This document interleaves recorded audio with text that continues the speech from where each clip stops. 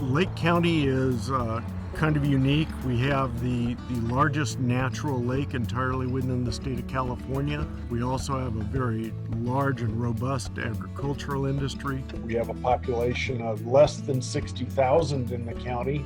I feel that the community is a very nice place to grow up your children, especially if you have little ones. This was already a fairly close-knit community.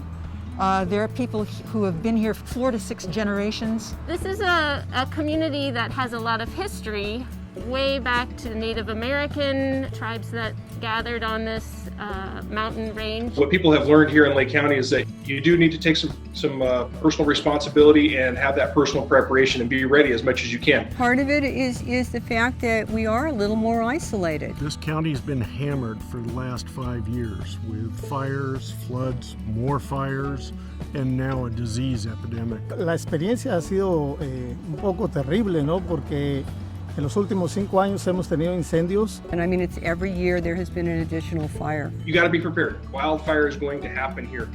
It's happened every year for the last 5 years. My family lost our home in the Valley Fire. My husband and I lost our home. The Valley Fire, it burned a significant portion of this community. A lot of resiliency, people who've picked up from what they've lost and been able to start rebuilding. I have seen my community come together. Since the fire, there has definitely been much more of people coming together. After the Valley Fire, community members came together and we started the Cobb Area Council, bringing the community together, educating about what we can do to protect ourselves and protect our community. People in Lake County are used to fending for themselves quite often and not having the help of the government as much as they are in our larger urban counterparts. You know, people are more dependent upon each other. People who've come out to help other people, people who are there for their neighbors. Because we've been hit quite a bit, I feel that we've gotten stronger and stronger every time. The progress that we have made in almost 5 years is absolutely stunning. When we think about where we were just a short time ago, there's still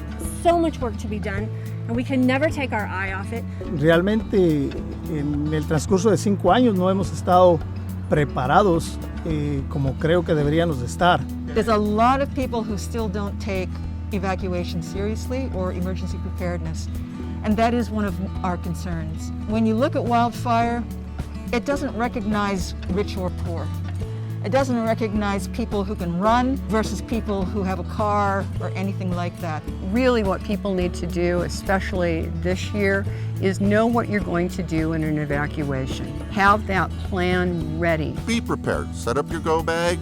Be aware of what's going on around you. I'd love to be able to tell people to go out and buy a disaster kit. That's not realistic. What you can do is the same thing that I've done.